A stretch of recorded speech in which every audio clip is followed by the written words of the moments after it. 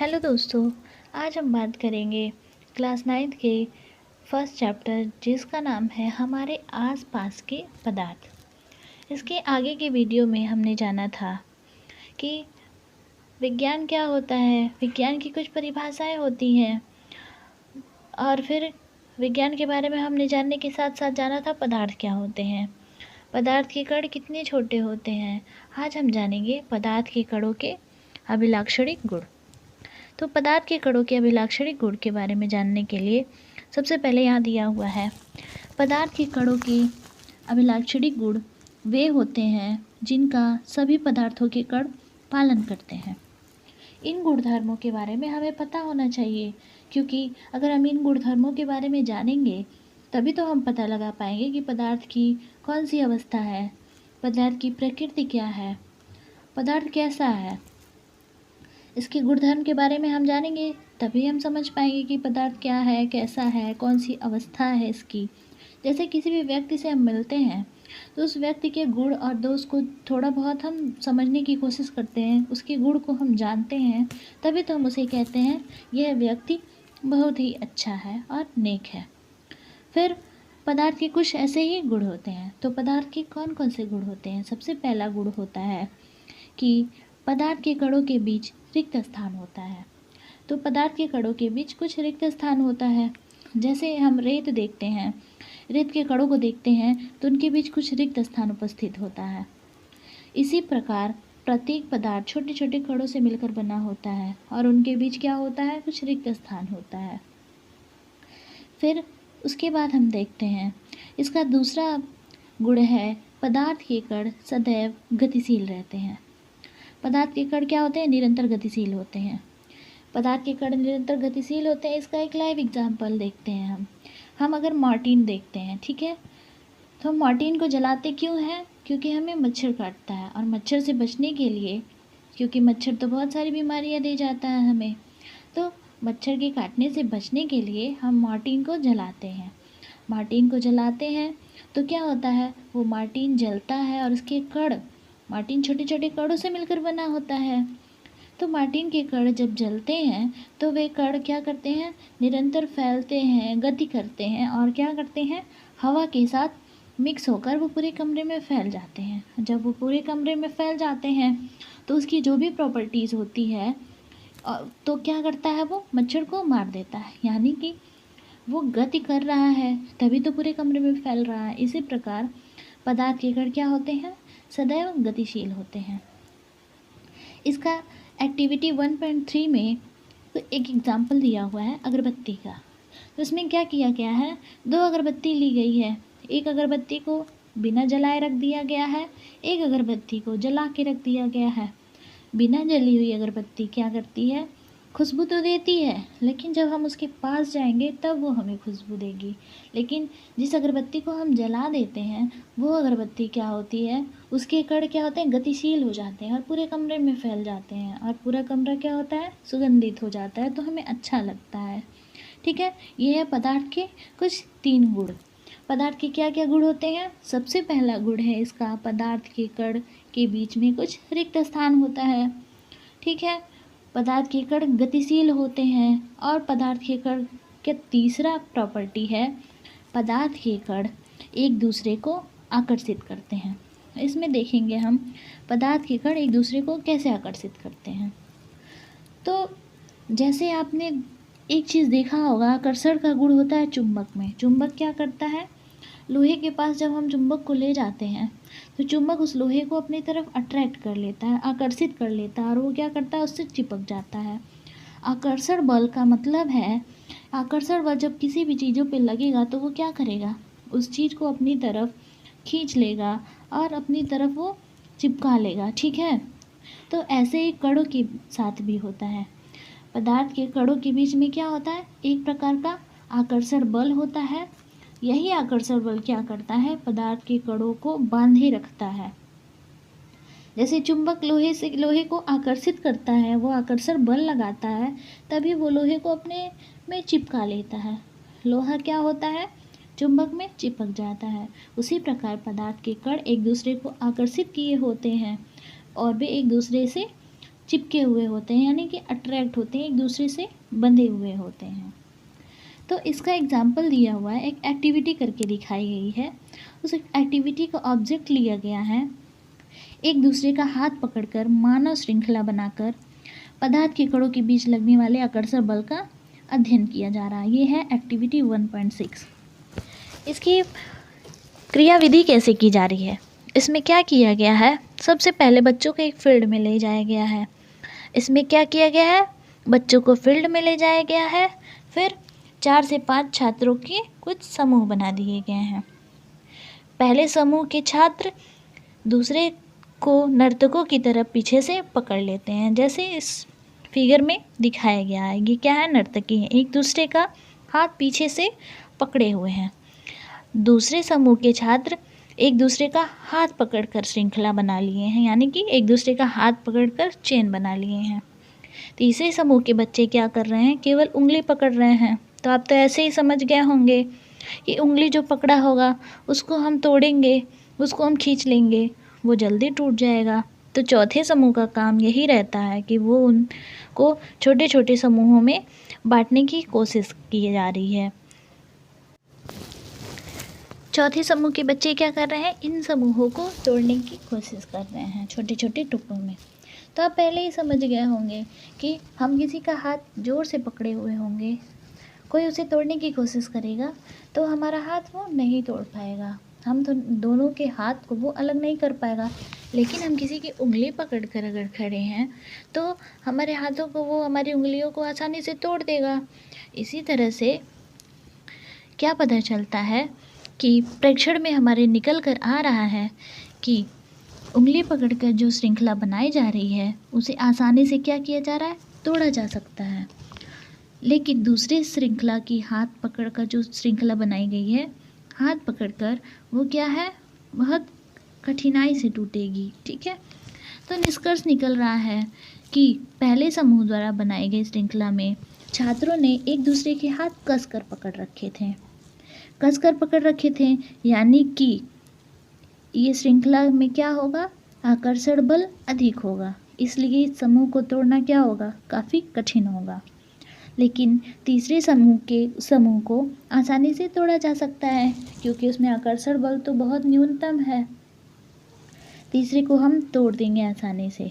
यदि छात्रों को कण मान लिया जा रहा है, इन छात्रों को क्या किया जा रहा है, एक कण माना जा रहा है, तो हमें पता चल रहा है कि पदार्थ के कणों के बीच में अगर आकर्षण बल ज़्यादा होगा तो उसे तोड़ना काफ़ी कठिन होगा। आकर्षण बल अगर कम लगाएंगे तो वो आसानी से टूट जाएगा। ठीक है, ये हो गया हमारा पदार्थ के कणों के गुण। कौन कौन से गुण होते हैं, सबसे पहला गुण होता है पदार्थ के कणों के बीच में कुछ रिक्त स्थान होते हैं। दूसरा क्या होता है, पदार्थ के कण सदैव गतिशील होते हैं। तीसरा क्या होता है, पदार्थ के कण एक दूसरे को आकर्षित करते हैं। 3 गुणों में पदार्थ के कणों के बीच में कुछ रिक्त स्थान होता है, कण निरंतर गतिशील होते हैं और एक दूसरे को आकर्षित करते हैं। ये हो गया हमारा पदार्थ के गुण के बारे में। अब हम देखेंगे पदार्थ की अवस्थाओं के विषय में। तो पदार्थ की कितनी अवस्थाएं होती हैं, बेसिकली हम अपने डेली लाइफ में देखते हैं कि कभी हम अपने डेली लाइफ में तो यूज करते हैं जो भी चीज़ें, कोई चीज़ें हम यूज करते हैं वो ठोस रहती हैं, कोई चीज़ें हम लिक्विड फॉर्म में यूज करते हैं और किसी चीज़ों को हम क्या करते हैं, गैस के फॉर्म में हमें यूज में आती है। यानी कि हम ठोस, द्रव, गैस, इन तीनों का यूज अपने डेली लाइफ में देखते हैं। तो इसी प्रकार पदार्थ की 3 अवस्थाएं होती हैं। जो भी चीज़ें हम अपने आसपास देखते हैं सभी पदार्थ ही तो हैं, तो वो पदार्थ की 3 अवस्थाएं होती हैं। वो कौन कौन सी होती हैं, सबसे पहली अवस्था होती है ठोस अवस्था। ठोस अवस्था क्या है, ये रहा हमारा ठोस। दूसरा क्या है, द्रव। तीसरी अवस्था गैस। पदार्थ की कितनी अवस्थाएं, 3 अवस्थाएं। पदार्थ की कितनी अवस्थाएं, 3 अवस्थाएं, ठोस, द्रव, गैस। ठोस, द्रव, गैस। पदार्थ की कितनी अवस्थाएं, 3, ठोस, द्रव, गैस। ठीक है, हम जानेंगे अब ठोस अवस्था क्या होती है। तो ठोस अवस्था पदार्थ की वह अवस्था होती है जिसमें पदार्थ की आकृति और आयतन और उसका आकार निश्चित होता है। पदार्थ की क्या होती है? आकृति, आकार और आयतन निश्चित होता है। वो क्या होती है? ठोस अवस्था। एग्जाम्पल में हम देखते हैं लकड़ी, पत्थर, मेज, पेन, पुस्तक इत्यादि।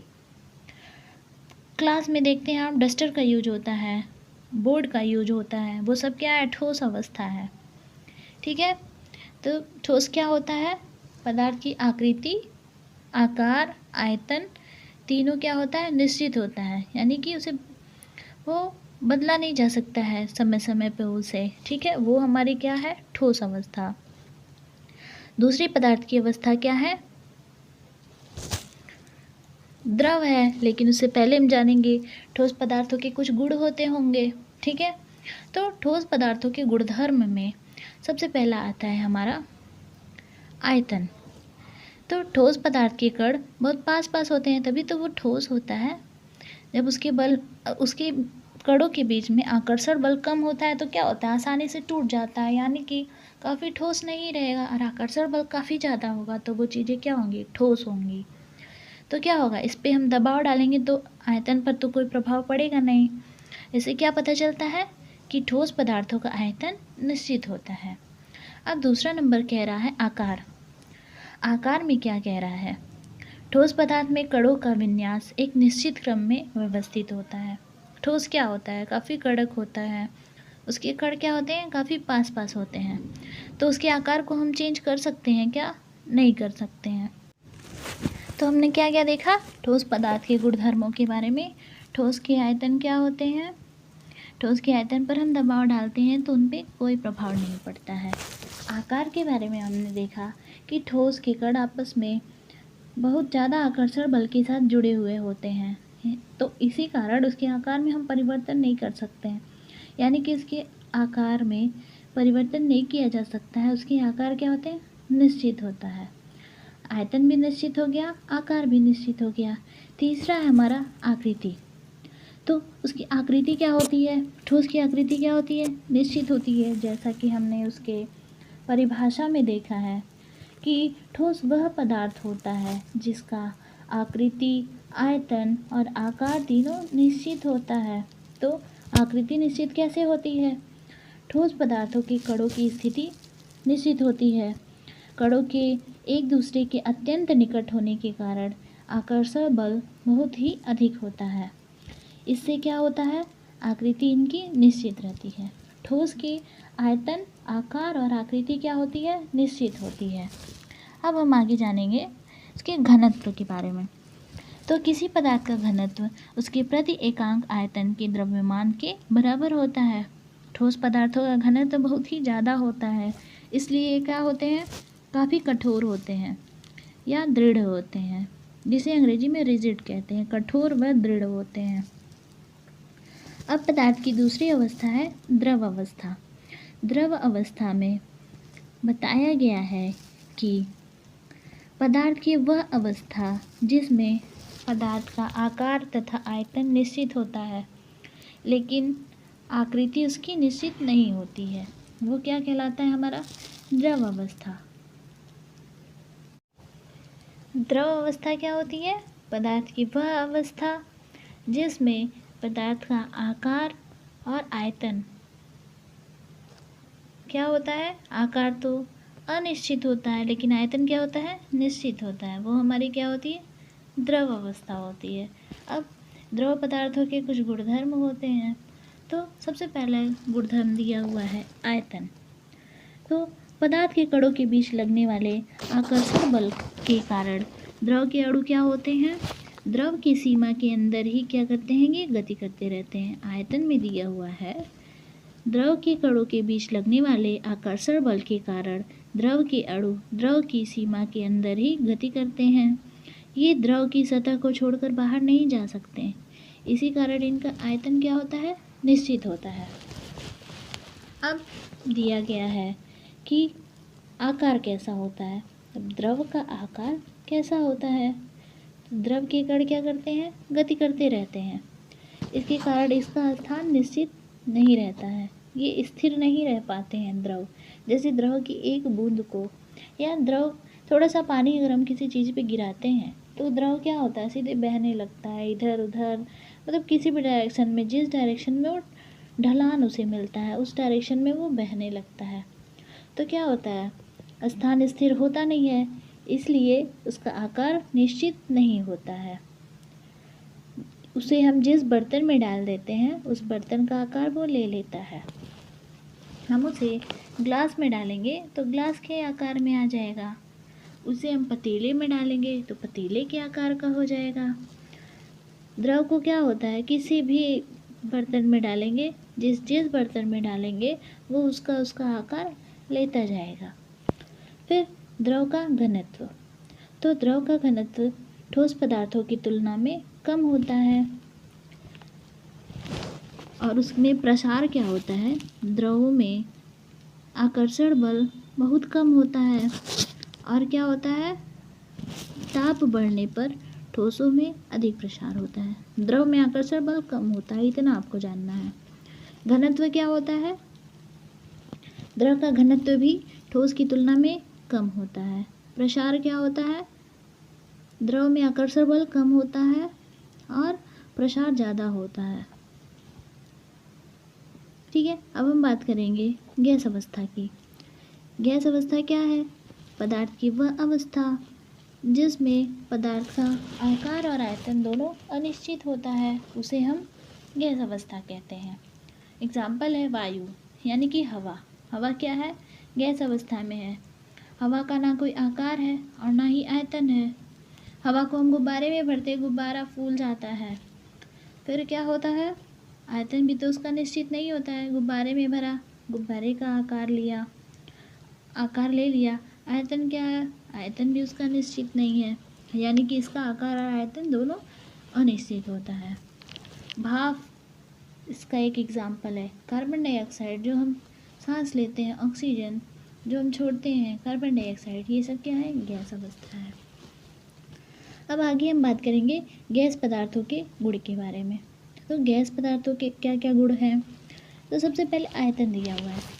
तो गैस का आयतन क्या होता है, अनिश्चित होता है, क्योंकि इनके बीच में, इनके कणों के बीच में क्या होता है, इनके कणों और अणुओं के बीच में आकर्षण बल एकदम ना के समान होता है, इसलिए इसका आकार क्या होता है, अनिश्चित होता है। ठोस में क्या था, आकर्षण बल अणुओं के बीच में काफ़ी मजबूती से था, काफ़ी अधिक था, इसलिए ठोस क्या होता था, ठोस का आकार क्या होता था, निश्चित होता था। द्रव में क्या होता था, द्रव में ठोस से अधिक होता था, द्रव में ठोस से कम होता था। और गैस में क्या है, नगण्य है, यानी कि ना के बराबर है। तो जिस भी बर्तन में गैस को हम रखते हैं उसी का आकार ग्रहण कर लेता है। अब आता है आकार। गैस का आकार भी अनिश्चित होता है, क्योंकि अणुओं के बीच लगने वाला आकर्षण बल क्या होता है, बहुत ही कम होता है। घनत्व, गैसों का घनत्व ठोसों तथा द्रवों की तुलना में अत्यधिक कम होता है। घनत्व का घटता हुआ क्रम दिया हुआ है। ठोस का घनत्व सबसे अधिक होता है, फिर होता है द्रव का, फिर क्या होता है, गैस का। सबसे अधिक ठोस का घनत्व, उसके बाद द्रव का, सबसे कम गैस का। अब गैसों में क्या होता है, प्रसार होता है। तो गैसों में अंतराणु का आकर्षण बल बहुत कम होता है। अणुओं के बीच में लगने वाले जो आकर्षण बल होते हैं उसे हम अंतराणु का आकर्षण बल कहते हैं। तो ये अत्यंत कम होता है। और ताप बढ़ने पर गैसों में एक्सपेंशन काफ़ी अधिक होता है। और संपीड्यता क्या होता है, संपीड्यता को अंग्रेजी में कहते हैं कंप्रेसिबिलिटी। तो गैसों की संपीड्यता अधिक होती है, क्योंकि गैस के अणुओं के बीच काफ़ी रिक्त स्थान होते हैं। ठोस और द्रव की तुलना में बहुत अधिक रिक्त स्थान होते हैं। तो क्या होता है, इन्हें जब कंप्रेस किया जाता है, दबाया जाता है, तो ये क्या होते हैं, अधिक कंप्रेस हो जाते हैं। तो जैसे उपयोग में हम जो लाते हैं खाना बनाने के लिए, जो एलपीजी यूज किया जाता है, वो क्या होता है, उसको गैस को क्या किया जाता है, काफ़ी संपीड्य किया जाता है, यानी कंप्रेस किया जाता है। तो वो क्या होता है, सिलेंडर में भरा जाता है। तो और एक स्थान से दूसरे स्थान तक आसानी से ले जाते हैं। लेकिन गैस अवस्था में जो कण होते हैं उनकी गतिज ऊर्जा काफ़ी अधिक होती है, इसीलिए ये हमारे नाक तक पहुँचने में बड़ी आसानी से हमारे नाक तक पहुँच जाते हैं। गतिज ऊर्जा यानी कि गति करने की ऊर्जा जो है काफ़ी अधिक होती है इनकी कड़ों के बीच में, इसलिए ये हमारे नाक तक क्या होते हैं, पहुँच जाते हैं और हमें इनकी गंध क्या होती है, दूर से पता चल जाता है। जैसे किचन में हम खाना बनाते हैं तो घर में जो हमारे सदस्य होते हैं वो दूर से ही समझ जाते हैं कि घर में क्या बन रही है, आलू की सब्ज़ी बन रही है और क्या बन रही है, जो भी चीज़ें हम बनाते हैं वो समझ जाता है आदमी। तो इससे क्या होता है, उसके कण क्या होते हैं, दूर दूर तक फैल जाते हैं, गति करते हैं और सबकी नाक तक पहुंचकर बता देते हैं कि हाँ ये चीज़ बन रहा है। यानी कि गैस अवस्था के कणों की विसरण दर की तुलना ठोस व द्रव से करें तो गैस अवस्था की विसरण दर सर्वाधिक होती है। ये काफ़ी तेज़ी से विसरण करता है क्योंकि कणों की तेज गति व अत्यधिक रिक्त स्थान के कारण गैसों का विसरण क्या होता है, तेज़ी से होता है। गैसीय अवस्था के कणों की गति अनियमित और अत्यधिक तेज होती है। अब आगे दिया हुआ है ये ठोस, ये तीनों क्या है, ठोस के आकार दिया हुआ है, ये सारे क्या है, ठोस के अणु हैं। तो ठोस के अणुओं के बीच में आप देख रहे होंगे काफ़ी कम कम जगह दिखाई दे रहा है, यानी कि ये कण हैं एक जो है वो एक दूसरे से बंधे हुए हैं आकर्षण बल के साथ। ये द्रव के कण आपको अणु क्या दिखाई दे रहे हैं, आपको ठोस की अपेक्षा ये काफ़ी दूर दूर थोड़े दूर दूर दिखाई दे रहे हैं। लेकिन गैस में क्या दिखाई दे रहा है, गैस के अणु क्या हो रहे हैं, काफ़ी दूर दूर तक हैं और ये क्या कर रहे हैं, गति कर रहे हैं, इधर उधर गति कर रहे हैं। तो ये फिगर दिखा रहा है पदार्थ की तीनों अवस्थाओं के कणों का चित्र है। ये तीनों अवस्थाओं में कणों की गति को दिखाया गया है और उनकी तुलना की गई है। ठोस में क्या होता है, कण काफ़ी नज़दीक नज़दीक होते हैं। द्रव में क्या होता है, कण थोड़े से ठोस की अपेक्षा थोड़े दूर दूर होते हैं और गैस में सबसे अधिक दूर दूर होते हैं। तो ये है ठोस, द्रव और गैस। अब ठोस, द्रव और गैस में अंतर बताया गया है। तो ठोस क्या होता है, ठोस का आकार निश्चित होता है, आयतन निश्चित होता है। ठोस क्या होते हैं, दृढ़ होते हैं। ठोस बहते भी नहीं हैं। क्या हम ईंट को किसी ऐसे गिराएंगे तो वो बहने लगेगा, नहीं। जब बहेगा नहीं, वो चलेगा नहीं, तो क्या होगा, गतिज ऊर्जा होगी ठोस में, नहीं होगी, बहुत ही कम होगी। और ठोस की संपीड्यता यानी कि उसे कंप्रेस नहीं कर सकते हैं, वो भी क्या होती है, नगण्य होती है। ठोस में विसरण होता है, काफ़ी न्यूनतम होता है। ठोस के कणों के बीच में आकर्षण बल क्या होता है, सबसे अधिक होता है, बहुत अधिक लगता है।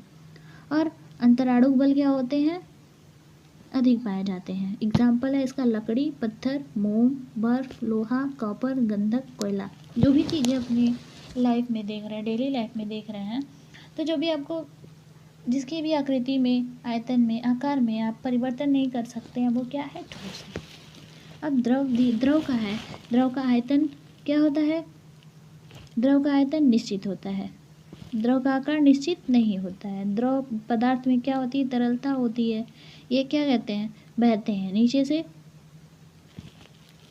क्या होता है, ऊपर से नीचे की तरफ बहते हैं, यानी कि जिधर ढलान पाते हैं वो उधर बहने लगते हैं। द्रव की संपीड्यता ठोस से अधिक होती है, बिल्कुल होती है। गतिज ऊर्जा क्या होती है, ठोस के कणों से अधिक होती है।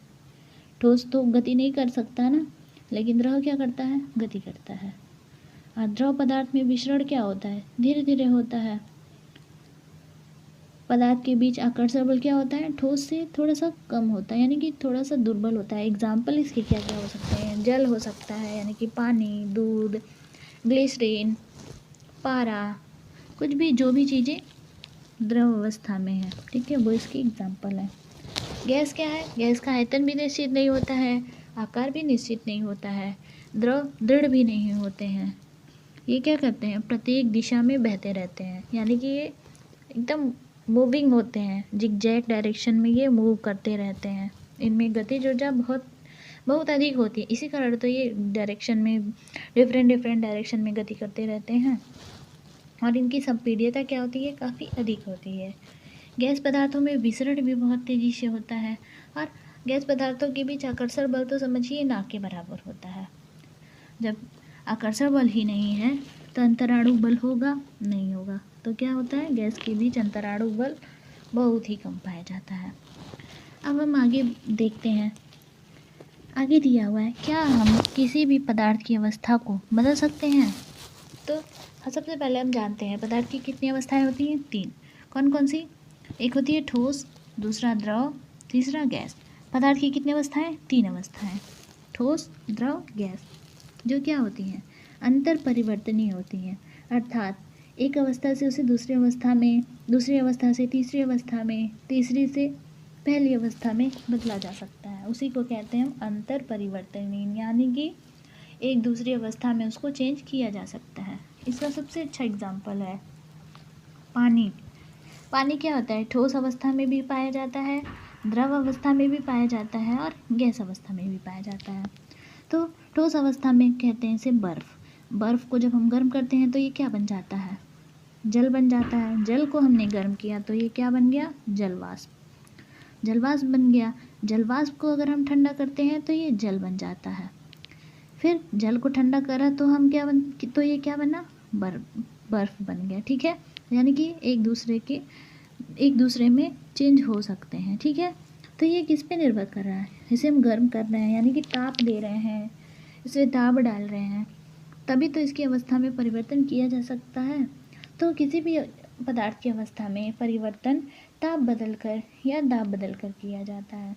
जैसे ठोस अवस्था को गर्म करने पर वह द्रव में परिवर्तित हो रहा है और द्रव को गर्म करने पर वो क्या होता है, वाष्प में बदल जा रहा है। यानी कि यह पता चल रहा है हमें कि तापमान में परिवर्तन किया जा रहा है, तो अपनी अपनी अवस्थाएं ये पदार्थ बदल ले रहे हैं। अब आगे दिया हुआ है दाब परिवर्तन का प्रभाव। पदार्थ पर दाब परिवर्तन का क्या क्या प्रभाव पड़ता है। तो सबसे पहली बात, संपीड़न आप जानते हैं। संपीड़न क्या होता है, कि कंप्रेस करना किसी भी चीज़ को, यानी कि उसे दाब डालकर उसको क्या करते हैं, उसे दाब डालकर उसे उसका आयतन में चेंज लाया जा रहा है। दाब डालकर उसे कम आकार दिया जा रहा है, यानी कि काफ़ी बड़े आकार को दाब डालकर उसे छोटा कर दिया जा रहा है।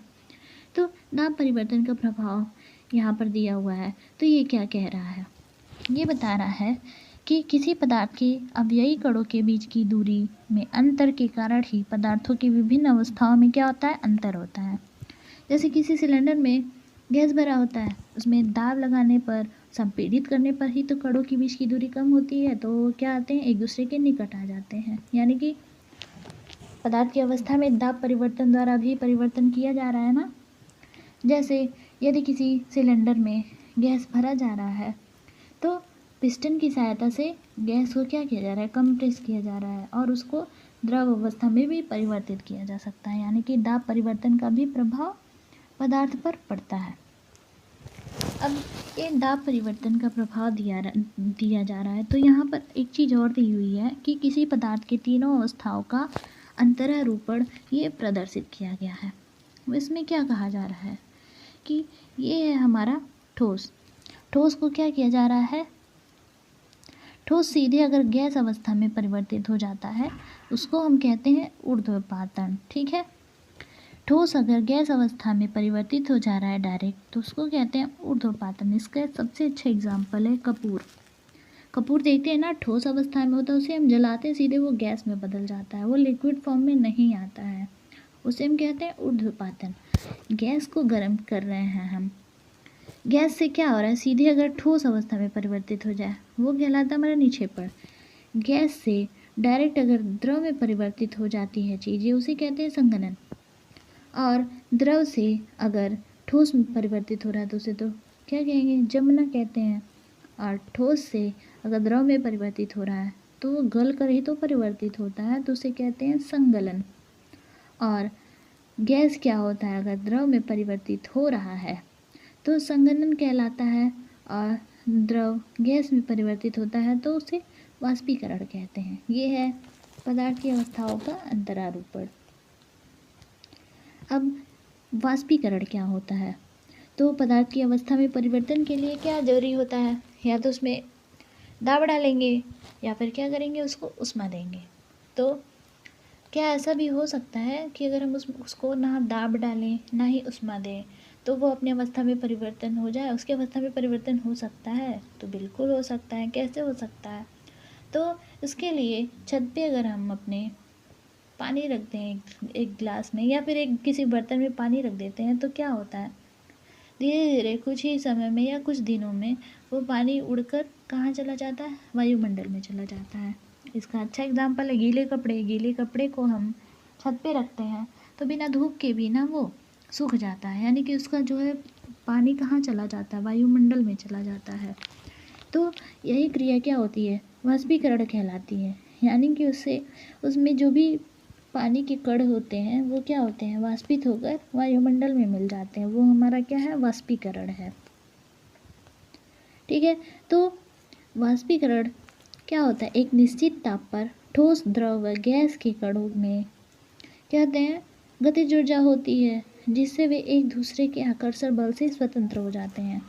क्वथनांक से निम्न ताप पर द्रव का वाष्प में परिवर्तित होना वाष्पीकरण कहलाता है।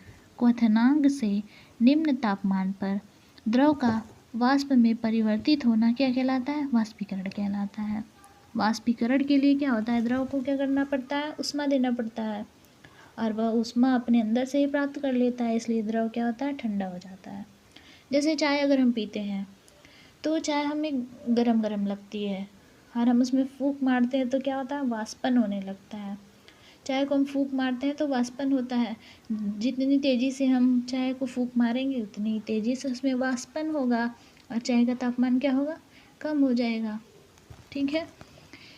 तो वाष्पीकरण को भी कोई चीज़ें मतलब उसे प्रभावित करती होंगी। किसी कारण से वाष्पीकरण काफ़ी तेज़ी से होता होगा, किसी कारण से वाष्पीकरण काफ़ी कम होता होगा। तो क्या क्या कारण हो सकते हैं? तो सबसे पहला कारण ये होता है कि सबसे पहला कारण पृष्ठीय क्षेत्रफल बढ़ने पर। अब पृष्ठीय क्षेत्रफल क्या होता है? यानी कि द्रव जिस भी बर्तन में है या जहाँ पर भी है, वो जो नीचे की सतह होती है जिस पर होता है वह द्रव, उसका क्षेत्रफल होता है, यानी कि वो पृष्ठ का क्षेत्रफल कहलाता है। तो द्रव को अगर हम छत पर एक परखनली में रखें और उसी द्रव को हम एक बड़े से बर्तन में रखें, यानी कि एक थाली में रख दें, तो कौन सा द्रव पहले वाष्पीकृत हो जाएगा, यानी कि भाप बनकर उड़ जाएगा? सबसे पहले उड़ेगा थाली वाला। क्यों? क्योंकि उसका क्या था? एरिया, पृष्ठीय क्षेत्रफल क्या था? सरफेस एरिया काफ़ी अधिक था, इसलिए वाष्पीकरण उसका तेज़ी से होगा। अब दूसरी चीज़ आती है तापमान। अधिक तापमान अगर पानी को हम अधिक तापमान देंगे तो वो तेज़ी से वाष्प बनकर उड़ जाएगा, और उसी को अगर हम एकदम धीमी आंच पे बॉयल करेंगे तो क्या होगा? धीरे धीरे धीरे धीरे वो वाष्पीकृत होगा। तो क्या होता है? पृष्ठीय क्षेत्रफल बढ़ जाएगा तो वाष्पीकरण तेज़ी से होगा। तापमान में वृद्धि कर दी जाएगी तो क्या होगा? वाष्पीकरण तेज़ी से होगा। और तीसरा क्या होता है? वायु की गति में वृद्धि पर। वायु जितनी तेज़ी से वायु चलेगा, वाष्पीकरण की दर भी उतनी बढ़ते जाएगी। वायु की गति अधिक होगी तो जलवाष्प जो है उसके कण क्या होंगे? वायुमंडल में मिल जाएंगे, वायु में मिल जाएंगे, और आसपास जलवाष्प की मात्रा घट जाएगी। ठीक है। अब आर्द्रता में कमी। वायुमंडल में जो भी जलवाष्प पाई जाती है ना, उसे हम कहते हैं आर्द्रता। वायुमंडल में जो भी जलवाष्प पाई जाती है उसे कहते हैं हम आर्द्रता, यानी कि ह्यूमिडिटी।